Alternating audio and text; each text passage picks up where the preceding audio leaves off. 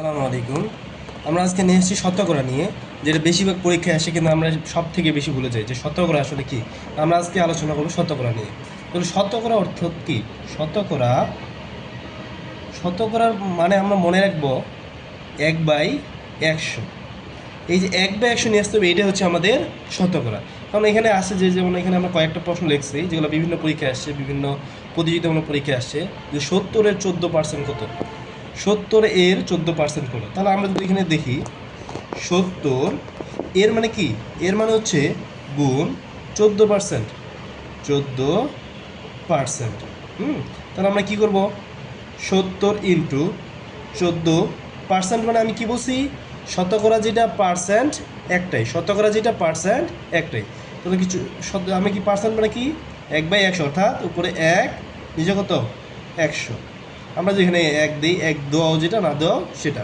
তাহলে আমাদের কি এখন এটা আমরা যখন কাটাকাটি করি, এই যে এটা কাটলাম, 14 সাথে কত, 7×4 = 28, 8 হাতে থেকে 2, 7 থেকে 7 আর 2 9, 98/10। এটাকে আমরা যখন পয়েন্ট করি, যদি একটা শূন্য আছে এটা, তাহলে কি 9.8। বোঝা গেছে?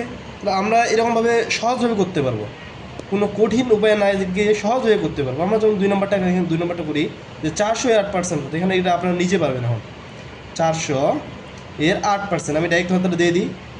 পার্সেন্ট মানে কি 1/100, আপনারা 1/100 দিয়ে দেবেন। তাই 1/100 কি, এখানে 2টা শূন্য কাটলাম, 400-এর 8% তাহলে কত, 8×4 = 32।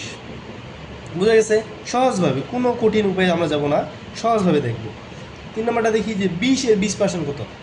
20 ইন্টু 20-এর 20%, 20 ইন্টু কত 100। তাহলে কি এখানে একটা শূন্য, এই যে এখানে একটা শূন্য, এখানে উপরে একটা শূন্য, নিচে একটা শূন্য। তাহলে 20-এর 20% সমান কত হবে? 2 দুগুণে 4। আর এটা কী আছে, যে 500-এর 5% কত। কত সহজ না, 500-এর 5%, 500 ইন্টু 5%। তো উপরে 5, নিচে কত হবে 100।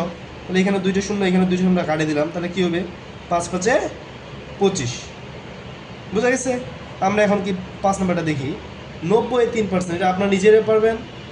90-এর 3%, আগে নিজে করার চেষ্টা করবেন, ভিডিওটা আটকে আগে নিজে করার চেষ্টা করবেন। 90-এর 3% কত? তাহলে আমরা কী করবো, এখানে একটা শূন্য আছে, এখানে একটা শূন্য কাটিয়ে দিলাম। তো 9 × 3 কত, 27। 27/10 আমরা এভাবে রাখি, তা হবে।